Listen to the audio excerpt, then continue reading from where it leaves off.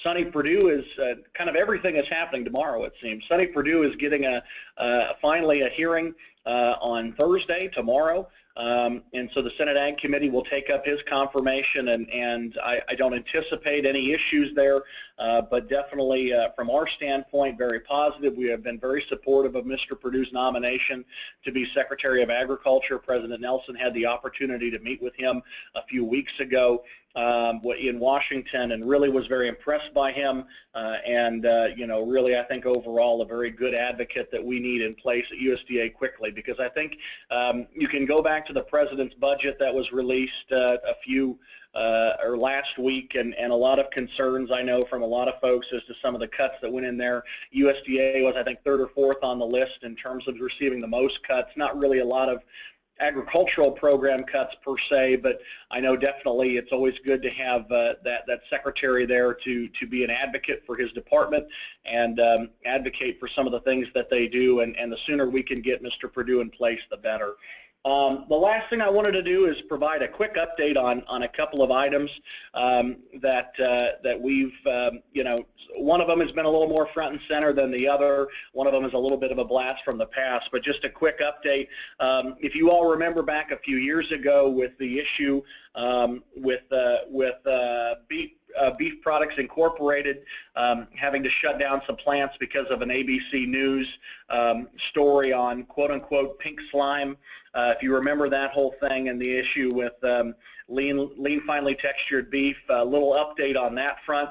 The lawsuit was originally targeted at a number of reporters as well as ABC directly. Beef Products Incorporated had to shut down a couple of their plants, and really took an enormous financial hit because of that news story that was done, and kind of the work that was done on that issue.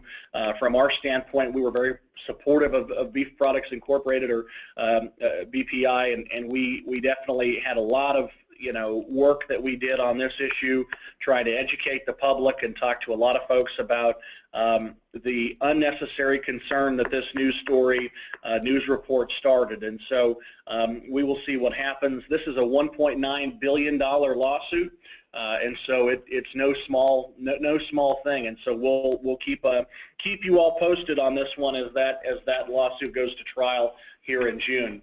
The final one I wanted to hit on, the final thing I'll talk about is the Des Moines Waterworks case.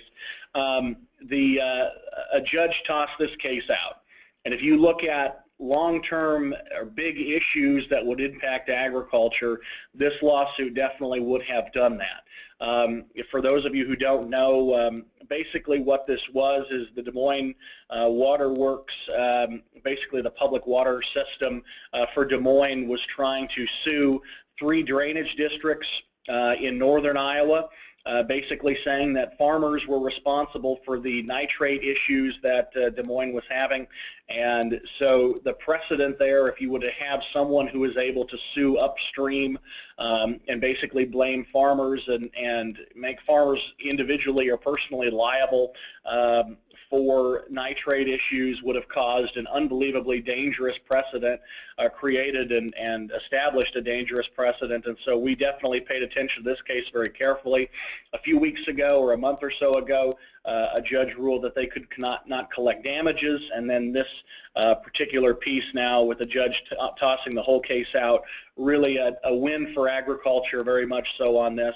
The gentleman who's kind of a short-termer there, the Des Moines Waterworks CEO, Bill Stowe, who really in a lot of ways was brought in to, or seems to have put himself in the middle of these types of water issues, was in Nebraska a few weeks ago talking about the Fremont Costco poultry facility, and a lot of warning from our folks at the American Farm Bureau that he seems to be picking up this mantle, trying to create problems between urban and rural areas when it comes to water quality, and really paying attention to this issue. And I think you'll see us do some more work on opening up some dialogue with Lincoln and Omaha, and really making sure we maintain some dialogue between our respective communities, because I think this issue is obviously not going away.